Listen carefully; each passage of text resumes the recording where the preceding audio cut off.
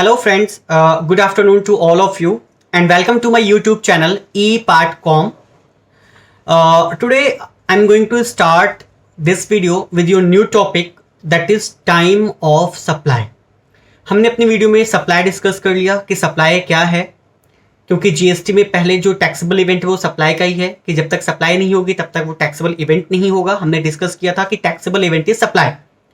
फिर दूसरी चीज हमने डिटरमिन की कि प्लेस ऑफ सप्लाई हम कैसे डिटरमिन करेंगे कि वो क्या कहते हैं कि आईजीएसटी होगा या सीजीएसटी प्लस एसजीएसटी होगा, how it will be determine. तो वहां पर हमने जो प्लेस ऑफ सप्लाई के जो प्रोविजंस थे सेक्शन 10, 11, 12, 13 वो हमने अच्छे से डिस्कस किया. सो फ्रेंड्स, टुडे जो मैं टॉपिक स्टार्ट करने वाला हूं that is time of supply. That is time of supply. Sorry for that is time of supply. Time of supply. So question arises कि सर ये टाइम ऑफ सप्लाई पढ़ने की क्या जरूरत पड़ गई. ऐसा क्या हुआ कि टाइम ऑफ सप्लाई पढ़ना हमको इंपॉर्टेंट हो गया. तो टाइम ऑफ सप्लाई इसलिए इंपॉर्टेंट है कि time of supply fixes the tax liability. Taxable event हो गया, प्लेस डिटरमिन हो गई कि भाई आईजीएसटी पे करना है या सीजीएसटी या एसजीएसटी पे करना है. अब लायबिलिटी कब अराइज होगी ये डिटरमिन करना हमारा इंपॉर्टेंट है कि किस टाइम पर लायबिलिटी अराइज होगी और किस रेट से. सपोज दैट कभी कभी ऐसा होता है कि रेट्स में चेंजेस होते हैं. तो सपोज दैट हमने कोई सप्लाई की जिस पर्टिकुलर डेट पर, उसके बाद कुछ डेट्स ऐसे हुए कि वहां पे रेट्स चेंज हो गए. तो अब हमको ये डिटरमिन करना है भी किस रेट पे हमको टैक्स लायबिलिटी देनी है, जीएसटी किस रेट पे करना है, पहले वाले रेट पे करना है या जो चेंज रेट है वो उस रेट पे करना है. तो ये चीज डिटरमिन कहां से होगी, ये चीज टाइम ऑफ सप्लाई से हमारा क्या होगा, डिटरमिन होगा. कि जो टाइम ऑफ सप्लाई होगा किस वक्त हमको मतलब कि हम अज्यूम करें कि ये सप्लाई इस वक्त हो गई है, तो जिस वक्त सप्लाई होगी उस वक्त हमारा क्या है, टैक्स लायबिलिटी विल अराइज. वहां पर हमारी टैक्स लायबिलिटी क्या है, वो अराइज हो जाएगी और the taxable person is liable to pay tax to the government under GST. तो टाइम ऑफ सप्लाई जो है, the taxable event under GST supply. हमको पता ही है कि जो टैक्सेबल इवेंट है वो क्या है, हमारा सप्लाई है. ठीक है, लेकिन the time of supply fixes a point when the liability to charge GST arises. तो ये एक पॉइंट फिक्स करता है कि किस पॉइंट ऑफ टाइम पर जीएसटी की लायबिलिटी अराइज होगी. तो ये हम कहां से डिटरमिन करेंगे, टाइम ऑफ सप्लाई से डिटरमिन करेंगे. ओके, तो जो टाइम ऑफ सप्लाई का सेक्शन है, section 12 deals with the time of supply under section 12. आप कहोगे सर 12 तो वो भी सेक्शन था जो हमने प्लेस ऑफ सप्लाई किया था 10, 11, 12, 13. तो ये कौन सा सेक्शन 12 है, तो ये जो सेक्शन 12 है ये सेक्शन 12 सीजीएसटी एक्ट का है. वो आईजीएसटी एक्ट का था, ये सीजीएसटी एक्ट का है. क्या दोनों लॉ एक्ट डिफरेंट हैं? हाँ, तो दोनों एक्ट्स डिफरेंट हैं तो जीएसटी में ही, लेकिन वो आईजीएसटी है, ये क्या है, सीजीएसटी एक्ट है. ठीक है, तो when shall the liability to pay tax, पहला है यहां पर हम किसकी बात करेंगे, जब भी हम टाइम ऑफ सप्लाई पढ़ेंगे तो उसमें हम दो चीजों के टाइम ऑफ सप्लाई पढ़ेंगे. जैसे हमने प्लेस ऑफ सप्लाई में भी किया था, गुड्स का अलग हमने देखा था, डिटरमिन किया था, और सर्विसेज का हमने अलग डिटरमिन किया था. तो इस केस में भी टाइम ऑफ सप्लाई जो गुड्स है वो हम अलग डिटरमिन करेंगे, दैट इज अंडर सेक्शन 12. और सर्विसेज की जो टाइम ऑफ सप्लाई है वो हम अलग करेंगे. अभी मैं इंट्रोड्यूस कर देता हूं कि इस पर्टिकुलर वीडियो में हम क्या क्या करने वाले हैं.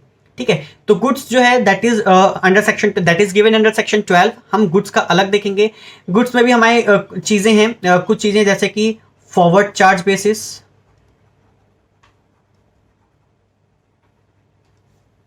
reverse charge basis in case of reverse charge basis, and in case of vouchers, तो इसी तरह से हमारे सर्विसेज के केस में भी है. सर्विसेज के केस में क्या है, time of supply when supply is liable to pay tax under normal scheme. मतलब नॉर्मल स्कीम यहां पे है, पहला तो है नॉर्मल स्कीम का मतलब क्या है, फॉरवर्ड चार्जेस, नॉर्मल स्कीम. फिर उसके बाद हमारा है रिवर्स चार्ज. जो हमारा सेकंड है वो हमारा क्या है, रिवर्स चार्ज।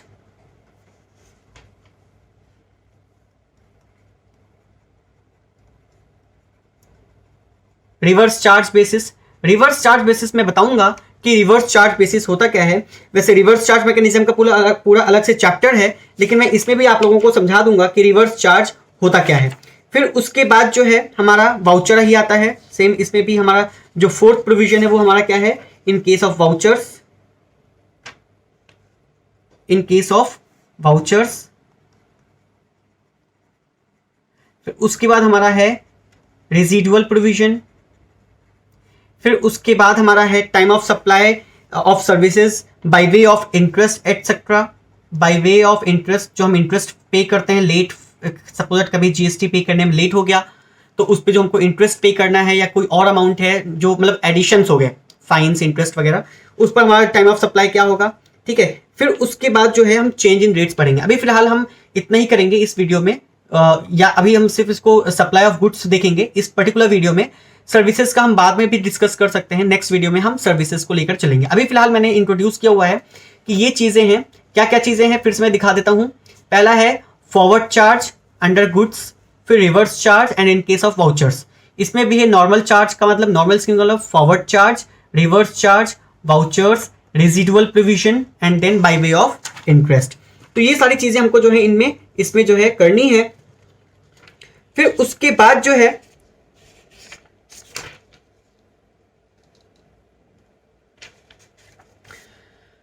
तो गाइस वीडियो को आगे बढ़ाते हैं, हम आते हैं टाइम ऑफ सप्लाई।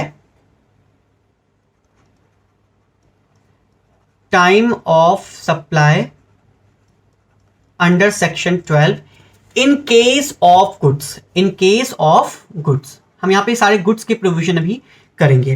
तो सेक्शन 12 सबसेक्शन 1 क्या कहता है, सेक्शन 12 सबसेक्शन 1 कहता है, सबसेक्शन वाइज हम करेंगे। सेक्शन 12 सबसेक्शन 1 कहता है the liability to pay tax, the liability to pay tax on goods shall arises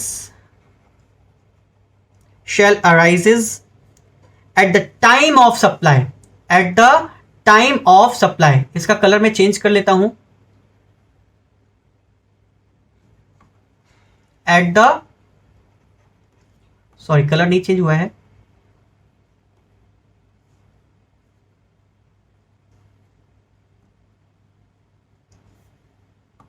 at the time of supply, time of supply। I don't know why it is not changing the color, sorry for disturbance, कुछ technical issues होंगे। at the time of supply, now as determined accordance with the provisions of section 12 subsection 2, जो भी various subsections है उसके 2, 3, 4 जो भी है हमारे, उस पे हम उसको डिटरमिन करेंगे कि टाइम ऑफ सप्लाई क्या होगा। तो ये तो था सेक्शन 12 सबसेक्शन 1 कि the liability to pay tax on goods shall arises at the time of supply which is determined according to the provisions of section 12। तो सेक्शन 12 सबसेक्शन 1 तो ये कहता है। अच्छा, सेक्शन 12 सबसेक्शन 2 क्या कहता है, हम उसमें फॉरवर्ड केस के बारे में पढ़ेंगे। फॉरवर्ड चार्ज, देखो पहले मैं फॉरवर्ड चार्ज और रिवर्स चार्ज दो चीजें बता देता हूं कि फॉरवर्ड चार्ज क्या है और रिवर्स चार्ज क्या है, ताकि आगे चलकर कोई कंफ्यूजन ना हो। फॉरवर्ड चार्ज क्या होता है, forward charge is a system of payment of GST under which the taxable person who is a supplier, means supplier is liable to pay tax to the government। देखो यहां पे क्या है, गवर्नमेंट है, जो इनडायरेक्ट टैक्स है, हमको पता है कि डायरेक्ट टैक्स और इनडायरेक्ट टैक्स दो होते हैं। तो डायरेक्ट टैक्स क्या होता है, direct tax is a tax the burden of which can not be shifted on others. हम डायरेक्ट टैक्स में टैक्स बर्डन जो है जिसके ऊपर होता है उसको ही पे करना पड़ता है, वो अपने टैक्स बर्डन को किसी दूसरे पर्सन पर शिफ्ट नहीं कर सकता है। जैसे इनकम टैक्स है, वेल्थ टैक्स है, वो डायरेक्ट टैक्सेस हैं। वहां पर हमको क्या करना पड़ता है, जिसके ऊपर टैक्स लायबिलिटी है only that person is liable to pay tax. But in case of indirect tax the liability या the burden of payment of tax can be shifted on others. यहां पर क्या है, सप्लायर की लायबिलिटी है पे करने की, लेकिन वो कलेक्ट किससे कर रहा है, कस्टमर से करता है। तो इन दैट केस जो भी टैक्स लायबिलिटी है वो उसने शिफ्ट कर दिया है किस पर, अल्टीमेट कस्टमर्स पर। तो इसका क्या मतलब है, गवर्नमेंट को तो भाई चाहिए टैक्स, गवर्नमेंट को तो भाई चाहिए टैक्स, वो चाहे जहां से आए। गवर्नमेंट किसका कॉलर पकड़ेगी, वो सप्लायर का कॉलर पकड़े कि भाई लाओ, जो तुमने सप्लाई की है ड्यूरिंग द पीरियड उस पर इतना रुपए टैक्स है, यू हैव टू पे दैट टैक्स। गवर्नमेंट ने तो सप्लायर को पकड़ लिया, लेकिन सप्लायर जो है वो अल्टीमेटली किससे कलेक्ट कर रहा है? वो कस्टमर्स से, या रिसिपिएंट जिसको हम बोलते हैं कस्टमर्स से रिसीव कर रहा है, या रिसिपिएंट से जो है वो टैक्स रिसीव करता है।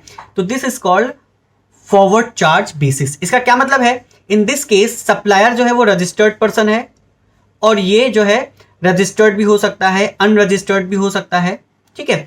तो in this particular case this is called forward charge mechanism. इसका क्या मतलब है? जो सप्लायर है it acts as an collection agent on behalf of government, कि गवर्नमेंट के बिहाफ पे वो कस्टमर से टैक्स कलेक्ट करके गवर्नमेंट के अकाउंट में टैक्स को डिपॉजिट करेगा। लेकिन ये तो हो गया फॉरवर्ड चार्ज बेसिस, जो कि नॉर्मल हम फॉलो करते हैं। लेकिन रिवर्स चार्ज मैकेनिज्म क्या होता है, अभी डीपली इसको हम आगे डिस्कस करेंगे। अभी मैं सिर्फ इंट्रो दे देता हूं कि रिवर्स चार्ज मैकेनिज्म है क्या। रिवर्स चार्ज मैकेनिज्म में क्या होता है कि जब कोई अनरजिस्टर्ड पर्सन, मींस जो सप्लायर है वो अनरजिस्टर्ड है, he is making any supply to registered person, he is making any supply to registered person। तो भाई जब ये अनरजिस्टर्ड पर्सन है सप्लायर, उसके पास कोई जीएसटी नंबर नहीं है, तो टैक्स कैसे पे करेगा? लेकिन हो सकता है कि वो जो गुड्स है वो उसने रजिस्टर्ड पर्सन को बेचा है और वो बिजनेस पर्पस के लिए है, तो in that particular case recipient of goods, क्योंकि ये जो है ये बंदा ये रिसिपिएंट है, and since he is a registered person, he is a registered person, so the tax liability arises on this registered person। तो ये registered person directly government को जो है टैक्स पे करेगा। so this is called reverse charge mechanism। यहां पर जो supplier जो है एज एन इंटरमीडिएट वो एक्ट नहीं करेगा, डायरेक्टली जो टैक्स लायबिलिटी है वो कस्टमर की, मतलब रजिस्टर्ड जो रिसिपिएंट है वो डायरेक्टली गवर्नमेंट को पे करेगा, यहां पे कोई भी इंटरमीडिएटर नहीं है। तो this is called reverse charge mechanism. ये उस केस में होता है जब कोई अनरजिस्टर्ड पर्सन सप्लाई करता है किसी रजिस्टर्ड पर्सन को, और भी इसमें केसेस हैं जो कि हम बाद में, इसका पूरा अलग से एक टॉपिक है रिवर्स चार्ज मैकेनिज्म का, जो कि हम डिस्कस करेंगे। तो अभी फिलहाल के लिए इंट्रो पॉइंट ऑफ व्यू से बस ये मानकर चलना है कि रिवर्स चार्ज मैकेनिज्म में जो रिसिपिएंट है ही directly pays tax to the government in certain cases. तो सर्टेन केसेस क्या है हम आगे डिस्कस करेंगे, अभी फिलहाल अभी इस पर्टिकुलर टॉपिक के लिए हम इतना ही रखते हैं, ठीक है। तो वो रिवर्स चार्ज मैकेनिज्म हो गया। तो सेक्शन 12 सबसेक्शन 2 में क्या है? Time of supply. Time of supply को मैं टीओएस लिखूंगा आपसे। Time of supply in case of forward charge mechanism, in case of forward charge mechanism. Forward charge mechanism में देखो यहां पर क्या है, यहां पर दो डेट्स हैं जो हमारा नॉर्मल प्रोविजन भी कहता है कि the time of supply will be earlier of the following. Time of supply will be earlier of the following two dates. यहां पे हमको दो डेट्स बतानी है, दो डेट्स मैं अभी आगे बताऊंगा कि वो दो डेट्स हैं, उन दोनों डेट्स में से जो अर्लियर होगा that will be the point of supply. अब सर वो दो डेट्स हैं क्या? तो दो डेट्स वो क्या है? तो पहला है the date of actual issue of invoice, the date of issue of invoice, issue of invoice.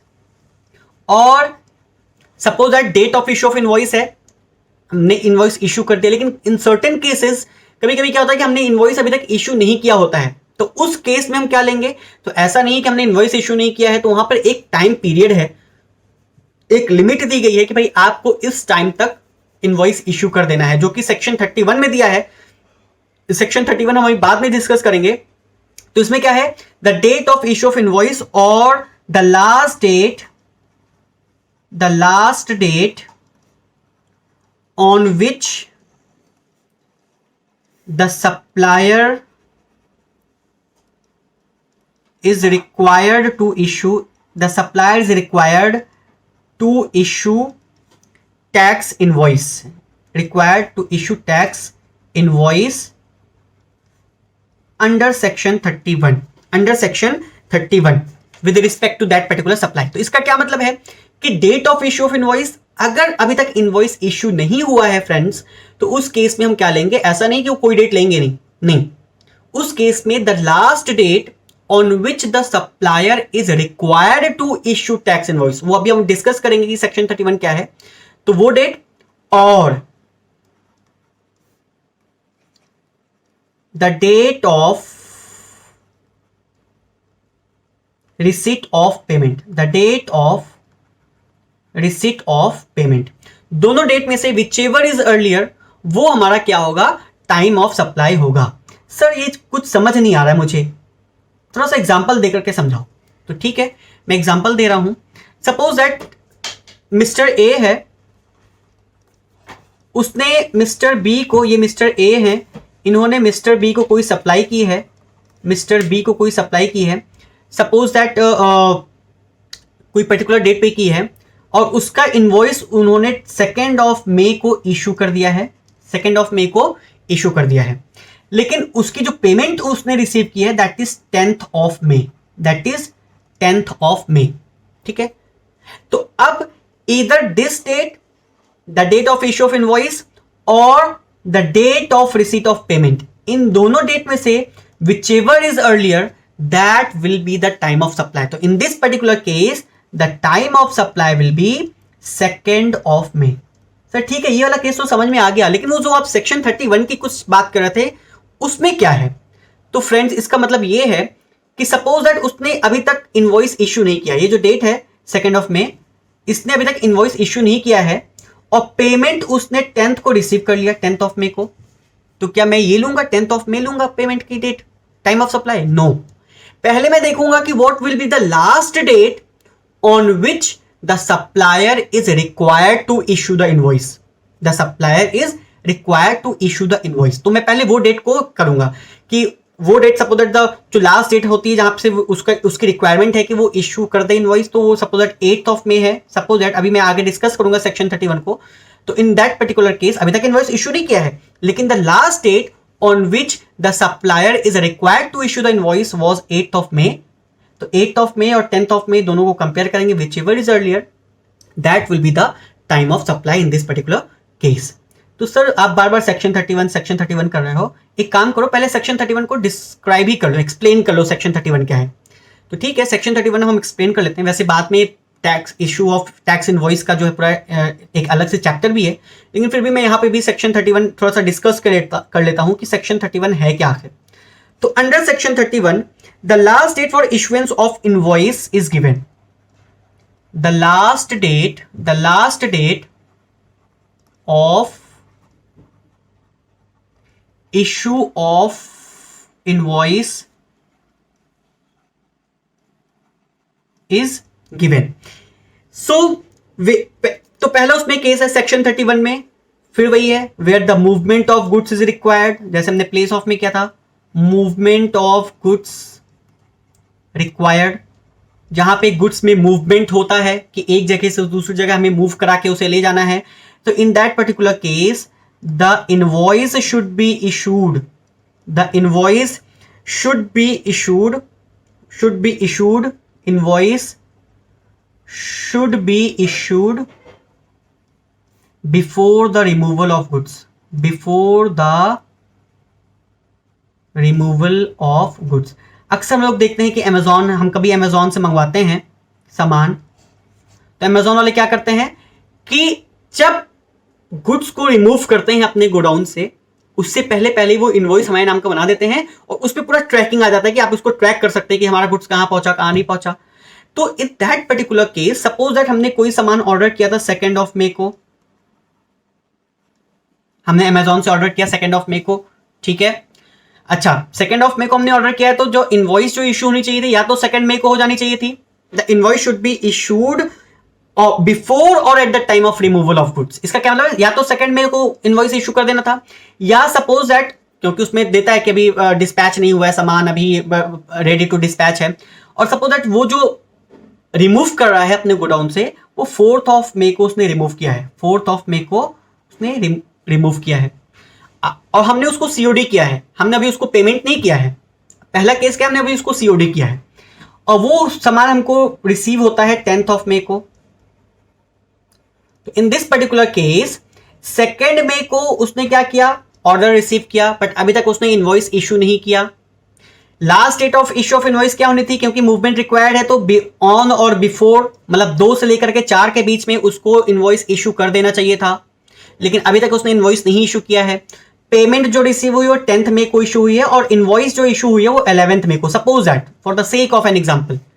तो in this particular case receipt of payment और date, the last date on which the supplier is required to issue invoice, तो last date क्या था भाई, issue तो उसने 11th मई को किया है, लेकिन जो last date according to the section of 31 था वो था 4th ऑफ मई।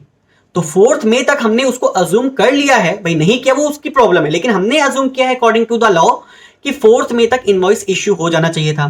तो 4th मई और 10th of May whichever is earlier that will be the time of supply. तो 4th मई क्या हो जाएगा, in this particular case time of supply will be 4th of मई।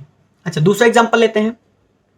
मैंने 2nd मई को order किया और 2nd मई को ही मैंने पेमेंट कर दिया, ठीक है, और उसने इनवॉइस जो इशू किया है वो 11th मई को इशू किया है। तो इन दिस पर्टिकुलर 2 डेट्स हम देखेंगे, रिसीट ऑफ पेमेंट कब है 2nd of May, invoice issued कब है 11th मई, लेकिन last date of issue of invoice क्या थी under section 31, that was 4th of May before the removal of goods. तो ईदर 2nd ऑफ मई और 4th of May, तो in this particular case time of supply will be 2nd of May, the time of supply will be 2nd of May in this particular case. So now ये हमको समझ में आ गया कि पहला case क्या था, सेक्शन 31 में the last date on which the supply is required to issue the invoice, तो उसमें पहला केस है where the movement of goods is required. दूसरा केस क्या है, where the movement does not required. इसका क्या मतलब है, जहां पे गुड्स का मूवमेंट रिक्वायर्ड नहीं है, जैसे कोई जनरेटर है, कोई प्लांट एंड मशीनरी जो कि फिक्स्ड है, हम उसका मूवमेंट नहीं करा सकते हैं, हमको उसके प्लेस पे ही डिलीवरी देनी है। तो in this particular case the invoice should be issued, invoice should be issued on or before the date of delivery, the date, time of delivery, the date of delivery, the date of delivery और making the goods available to the recipient, और जिस दिन हमने goods को make available कराया है recipient के लिए तो उस डेट में, तो on or before the date of delivery or on which the goods is make available to the recipient. तो ये हमारी क्या है, लास्ट डेट होगी in case where the movement is not required. Next है, फिर इसमें और भी बहुत सारे केसेस हैं, जैसे कि क्या कहते हैं कि कंटिन्यूअस सप्लाई है, फिर इन केस ऑफ वाउचर्स है, तो टाइम ऑफ सप्लाई में वो हम जब इश्यू ऑफ टैक्स इनवॉइस करेंगे तो उसमें हम देखेंगे कि भाई जब हम टैक्स इनवॉइस इशू करते हैं तो उस केस में हमारा जो है last date of issue of invoice क्या होना चाहिए, ठीक है। तो अभी फिलहाल क्या कहते हैं कि टाइम ऑफ सप्लाई जो मतलब कि इश्यू ऑफ इनवॉइस है उसमें हम यही दो चीजें अभी यही दो केसेस पढ़ेंगे, बाकी पूरा अलग से इसका चैप्टर है जो कि हम इसको डिटेल में डिस्कस करेंगे, ठीक है। तो द डेट, यहाँ पे जो हमने डेट को कंपैरिजन किया है, the last date on the date of issue of invoice, actual issue of invoice, और the last date on which the supplier is required to issue the invoice, और दूसरी डेट क्या होगी, the receipt of payment. Receipt of payment की भी dates क्या है, receipt of payment की डेट्स क्या है, इधर actual receipt or on the day on which the entry has been made in the books of account, entry has been made in the books of account, or the day on which it is credited in the bank account whichever is earlier. मतलब जिस दिन bank account में credit हुई है वो दिन, या जिस दिन हमने उसको बुक ऑफ एंट्री में उसकी एंट्री की होगी, दोनों में से whichever is earlier that will be the date of receipt of payment. तो फिर दोनों को हम date of issue of invoice और date of receipt of payment दोनों को कंपेयर करेंगे, whichever is earlier that will be the point time of supply. एक छोटा सा एग्जांपल लेते हैं। अच्छा, इसमें एक नोटिफिकेशन आया था 15 नवंबर को,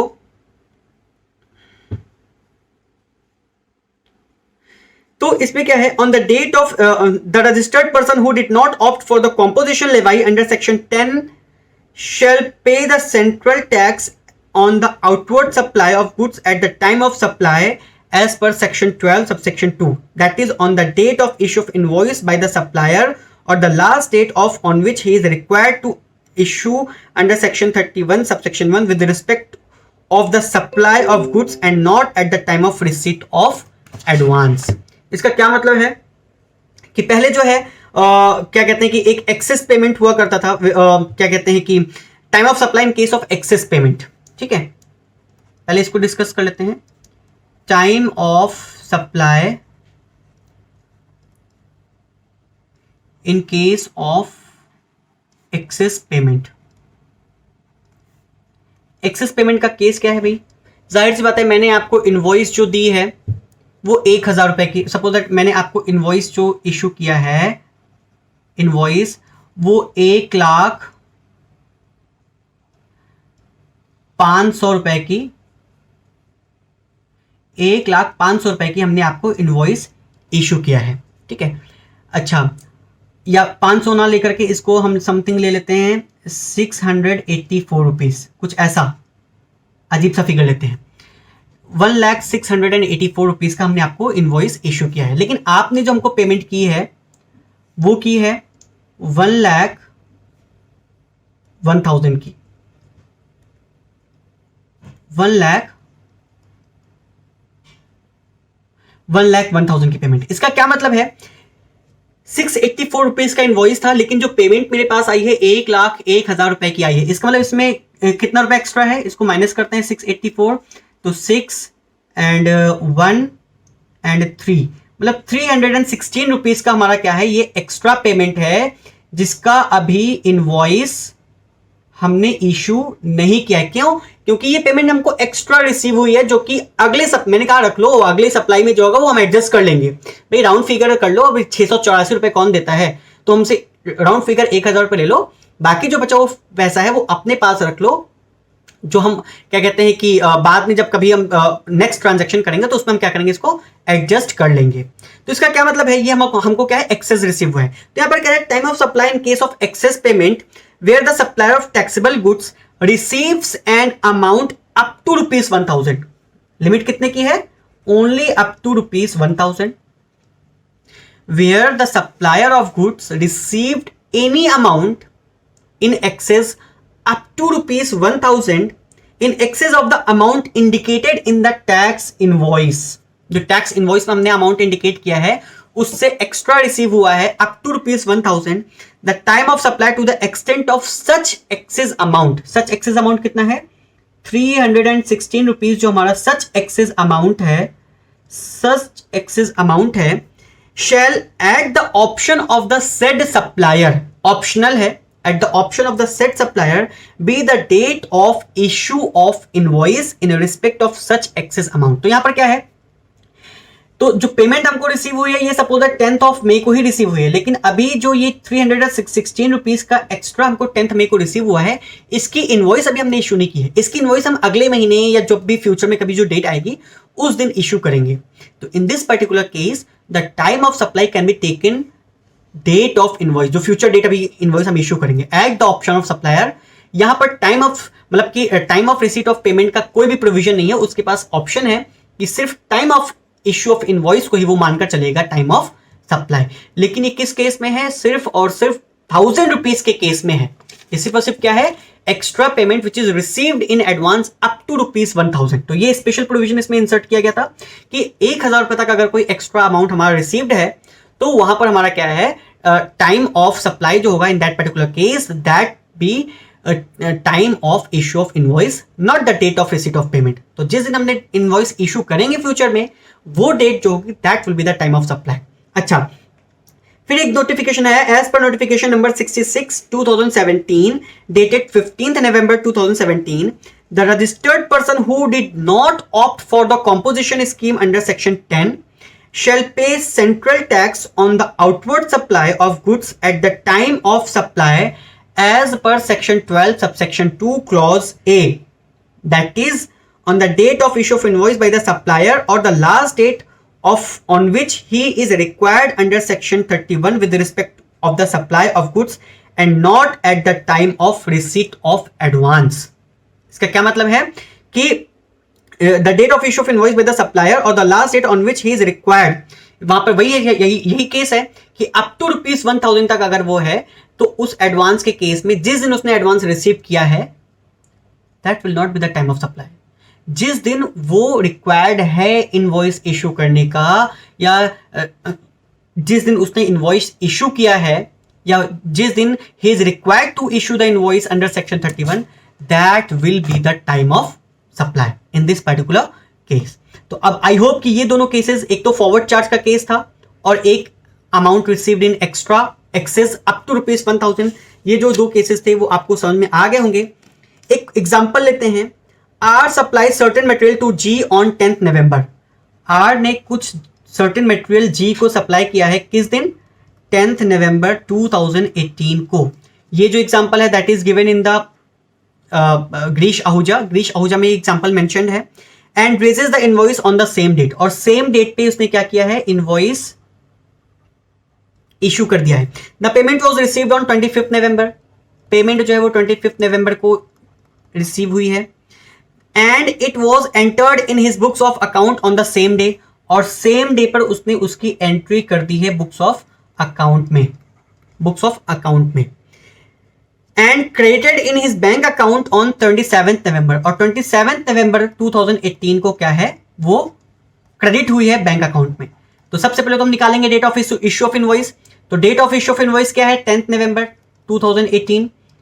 अगर 10th नवंबर को इश्यू नहीं होती तो हम देखते कि भाई लास्ट डेट क्या है जिस दिन उसको इनवॉइस इश्यू कर देना था। तो यहां पर तो क्योंकि डायरेक्टली दे दिया है एक्चुअल डेट, तो 10th नवंबर क्या है? इश्यू ऑफ इनवॉइस, IOI, ठीक है, इश्यू ऑफ इनवॉइस।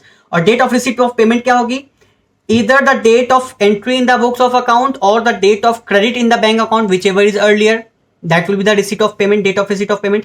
तो date of receipt of payment क्या है इसमें? 25th November 2018।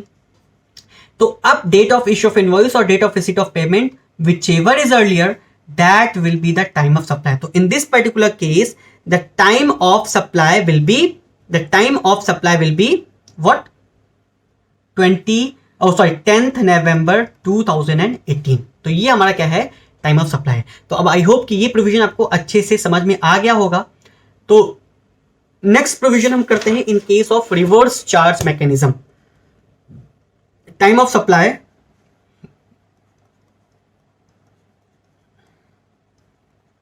In case of reverse charge mechanism, इसको हम बोलेंगे RCM under section 12 subsection 3।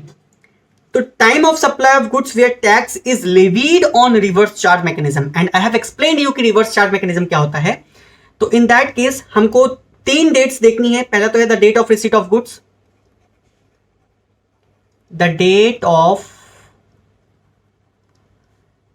Receipt of goods. दूसरा क्या है? The date of payment as entered in the books of account, the date of payment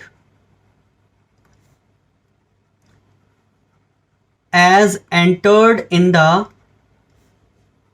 books of account of the recipient. क्योंकि यहां पे हम रिसिपिएंट के पॉइंट ऑफ व्यू से देखेंगे, यहां पे सप्लायर की बुक्स नहीं देखनी हमको। Date of receipt of payment नहीं हो रहा है यहां पर, इस चीज को देखेंगे। द डेट ऑफ पेमेंट है, मैंने ही नहीं कहा कि date of receipt of amount, date of receipt of payment, no, date of payment. क्यों? क्योंकि यहां पर जो टैक्स पे करेगा वो रिवर्स चार्ज मैकेनिज्म में सप्लाई रिसिपिएंट पे करेगा। तो रिसिपिएंट ने अपने बुक्स में डेट ऑफ पेमेंट क्या लिखा है? क्योंकि यहां पे डेट ऑफ पेमेंट देखेंगे, तो यहां पर हमको सप्लायर से कोई मतलब नहीं है। तो the date of payment as entered in the books of account of the recipient, or the date of debit from the bank account, जिस दिन उसकी बैंक अकाउंट से डेबिट हुआ होगा, वुड इधर दैट डेट और the date of entry of the payment in the books of account whichever is earlier. तो वो क्या हो जाएगा? डेट ऑफ पेमेंट हो जाएगा, मतलब दूसरा ऑप्शन। और तीसरा क्या है? The date immediately following the 30th day, the date immediately following 30 days from the date of 30 days from the date of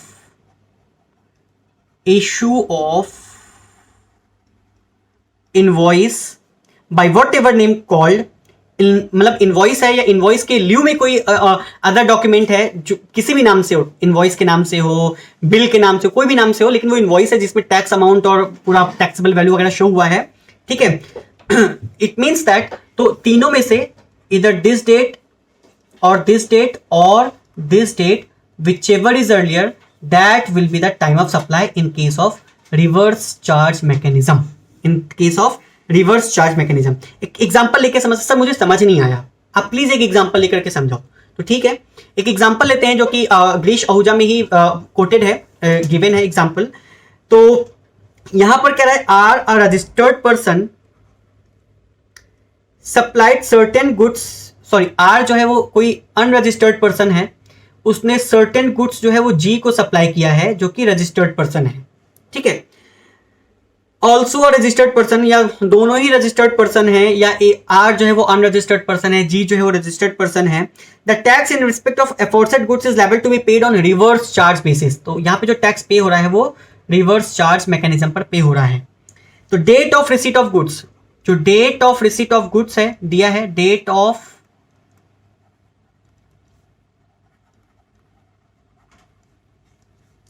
दिया है 26 नवंबर 2018।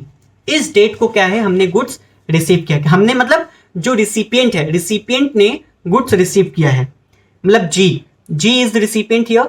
तो जी ने रिसीव किया है 26 नवंबर को। डेट ऑन विच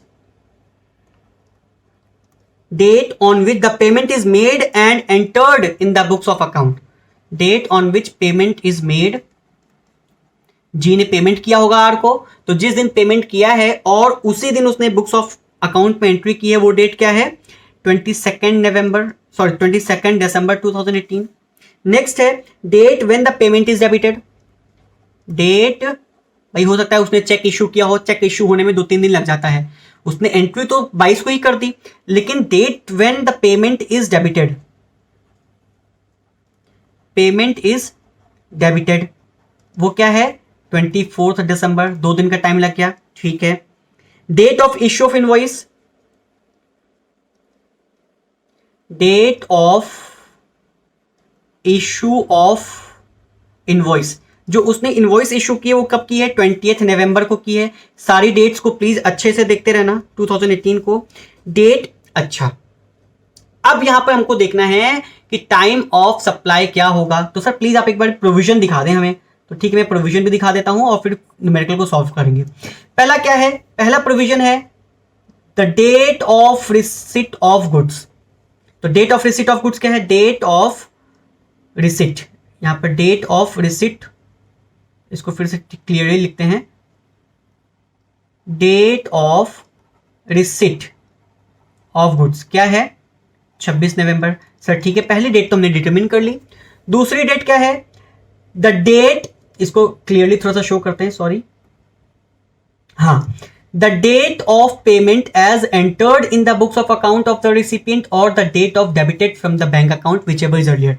तो एंट्री कब हुई है, date of payment is made 22 दिसंबर और उसी दिन उसने अपनी बुक्स ऑफ अकाउंट में एंट्री कर ली थी, और डेबिट कब हुआ है 24 को।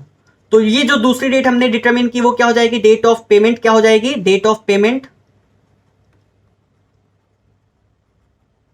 दैट इज 22 दिसंबर, क्योंकि दोनों में से विच एवर इज अर्लियर, 22 है डेट ऑफ पेमेंट और debited, sorry date of payment और entered in the books of account, और डेट ऑफ डेबिटेड क्या है 24। तो दोनों में से whichever is earlier that will be treated as date of payment. तो डेट ऑफ पेमेंट क्या है 22 दिसंबर 2018। और तीसरा क्या है, day immediately following the 30 days from the date of issue of invoice. तो इश्यू ऑफ इनवॉइस कब हुआ है 20 नवंबर को। इस दिन से लेकर के 30 डेज काउंट करो, 21, 22, 23, 24, 25, 26, 27, 28, 29, 30। नवंबर 30 का महीना है तो 10 दिन नवंबर के और 20 दिन हमारे दिसंबर के। तो 20 प्लस 10 30, तो मतलब के नवंबर के 10 डेज प्लस दिसंबर के 20 डेज, तो ये 30 डेज हो गए। तो ये 30 डेज के बाद का जो इमीडिएट फॉलोइंग डे होगा that will be 21 December 2012, sorry 2018 और 12 2018। तो ये 3 डेट्स हमको पता चल गई, date of receipt of payment, date of date of receipt of goods, date of payment और date immediately following the 30 days from the date of issue of invoice.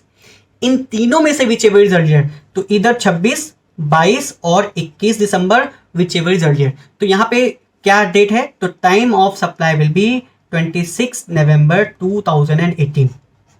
26 November 2018। Suppose that जो goods receive हुआ है वो हमारा 26 दिसंबर को हुआ होता, तो in that particular case the date of supply will be 21 दिसंबर 2018। ये दूसरा एग्जांपल हो गया है। पहले ये चीज नवंबर था, माइंड इट, पहले ये क्या था, नवंबर था, तो टाइम ऑफ सप्लाई क्या होगा, 26 नवंबर।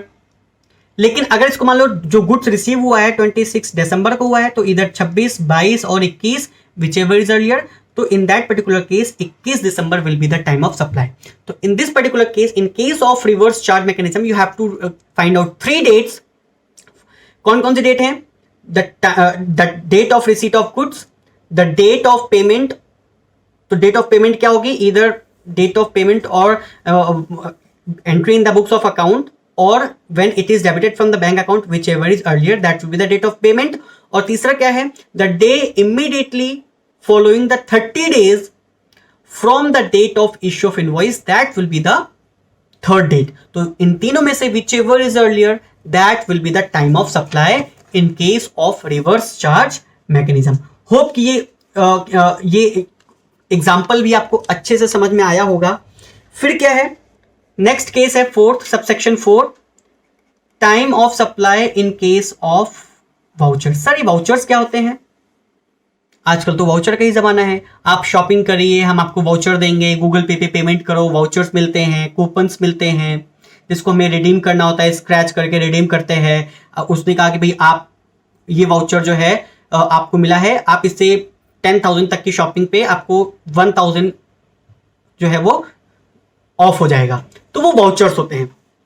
तो इन केस ऑफ वाउचर्स, अगर कोई सप्लाई जो है वाउचर्स के थ्रू हो रही है, तो time of supply in case of vouchers, if the supply is identifiable.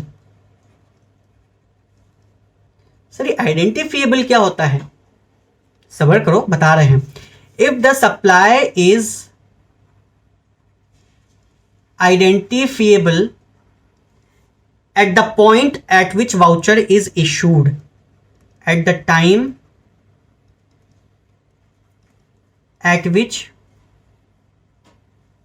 voucher is issued, in that particular case the time of supply will be the date of issuance of the voucher, the date of issue of voucher। अब इसको हम बाद में example भी लेके समझाएंगे। दूसरा case क्या है, if the supply is not identifiable, if the supply is not identifiable at the time of issue of voucher, in that particular case the date of redemption of voucher, the date of redemption of voucher will be the time of supply। Voucher की spelling थोड़ी सी गलत हो गई है, इसको ठीक कर लेना। Voucher will be the date of time of supply. तो सर ये आइडेंटिफिएबल और नॉट आइडेंटिफिएबल का क्या मतलब है, मुझे समझ नहीं आया, तो ठीक है मैं समझाता हूं कि इसका क्या मतलब है। देखो सप्लाई आइडेंटिफिएबल का मतलब क्या है कि at the time when the voucher has been issued, at the time when the voucher has been issued. मैंने कहा कि भाई आप जो है हमने कहां से शॉपिंग करके गए हैं, तो मैं आपको एक वाउचर देता हूं जो कि इसको आप रिडीम कर सकते हैं कोई प्रिंटर को परचेज करने के लिए। अगर आप इस वाउचर का यूज करके आप कोई प्रिंटर परचेज करते हैं तो उस पर हम आपको 2,000 रुपीज का रिबेट देंगे, ऑफ देंगे। तो इसका क्या मतलब है कि जब हमने वाउचर को इशू किया तो उस टाइम पर हमें सप्लाई आइडेंटिफिएबल थे कि भाई ये voucher can be redeemed only for the printer. In that particular case हमको पता है कि जो प्रिंटर का जीएसटी रेट है वही लगा दो, क्योंकि सप्लाई इज आइडेंटिफिएबल। हमें पता है कि ये वाउचर सिर्फ प्रिंटर के लिए यूज कर सकता है, तो प्रिंटर का जो क्या कहते हैं कि जीएसटी रेट है वो उसको लगा दो। तो यहां पर क्या हो जाएगा, इसीलिए हम कहते हैं कि टाइम ऑफ सप्लाई जो होगा, क्योंकि वहां पे हमको जीएसटी रेट हम डिटरमिन कर सकते हैं। तो in that particular case the time of supply will be the date of issue of voucher. जिस हमने वाउचर इश्यू किया वो हमारा क्या हो जाएगा, टाइम ऑफ सप्लाई हो जाएगा। लेकिन हमने कोई वाउचर इश्यू किया और हमने कहा कि भाई आप साकेत मॉल में जा करके आप शॉपिंग करें, तो अगर आप 10,000 तक की शॉपिंग करते हैं तो उसमें आपको 2,000 रुपीज का आपको रिबेट मिल जाएगा। इसका क्या मतलब है कि उसने मुझे एक वाउचर दिया कि साकेत मॉल में जाकर के आप शॉपिंग कर लें 10,000 रुपए तक की। अब भाई किस चीज की शॉपिंग कर लें, जूतों की, चप्पलों की, या क्या कहते हैं इलेक्ट्रॉनिक आइटम्स की, या क्या कहते हैं ब्यूटी प्रोडक्ट्स की, किस चीज की शॉपिंग कर लें। तो in this particular case the supply is not identifiable. Supply जो आइडेंटिफिएबल नहीं है तो हम कौन सा जीएसटी रेट एप्लीकेबल करेंगे उस वक्त, हमें नहीं पता कि कौन सा जीएसटी। भाई हो सकता है वो वाउचर वो इलेक्ट्रॉनिक के आइटम के लिए रिडीम कर ले तो उसका अलग जीएसटी रेट होगा, हो सकता है वो ब्यूटी प्रोडक्ट्स के लिए कर ले तो उसका अलग जीएसटी रेट होगा। तो हम कैसे जीएसटी रेट डिटरमिन कर लें। तो इसलिए in case if the voucher जो सप्लाई है that is not identifiable at the time of issue of invoice, तो in that particular case the time of supply will be the date of redemption. क्योंकि जिस दिन उसने redeem किया होगा हमको पता चल गया ठीक है इसने प्रिंटर खरीदा है, प्रिंटर का रेट लगा दो। जिस दिन उसने रिडीम किया that will be the time of supply. तो date of redemption of invoice, जिस दिन उसने इनवॉइस को रिडीम किया है that will be the time of supply in case of vouchers. ठीक है, तो फ्रेंड्स आज की वीडियो में इतना ही रखते हैं। तो आज की वीडियो में हमने क्या क्या डिस्कस किया, टाइम ऑफ सप्लाई डिस्कस किया इन case of goods, in case of goods under section 12। उसमें हमने डिफरेंट सबसेक्शंस किए, सबसेक्शन 1, सबसेक्शन 2, सबसेक्शन 3, सबसेक्शन 4। जिसमें से सबसेक्शन 2 क्या था, फॉरवर्ड चार्ज का केस था कि फॉरवर्ड चार्ज के केस में हमने डिटरमिन किया कि टाइम ऑफ सप्लाई क्या होगा। रिवर्स चार्ज मैकेनिज्म के केस में हमने डिटरमिन किया कि क्या होगा, एंड वाउचर्स के केस में हमने डिटरमिन किया कि क्या होगा। उसके बाद हमने एक्स्ट्रा पेमेंट अप टू ₹1,000 वो डिस्कस किया और सेक्शन 31 का थोड़ा सा पार्ट डिस्कस किया। डोंट पैनिक, सेक्शन 31 पूरा अलग से एक टॉपिक है टैक्स इनवॉइस का, उसको हम डीपली डिस्कस करने वाले हैं। तो अभी फिलहाल के लिए इस वीडियो में इतना ही रखते हैं। नेक्स्ट वीडियो में I will discuss the time of supply in case of services under section 13 of the CGST act 2017।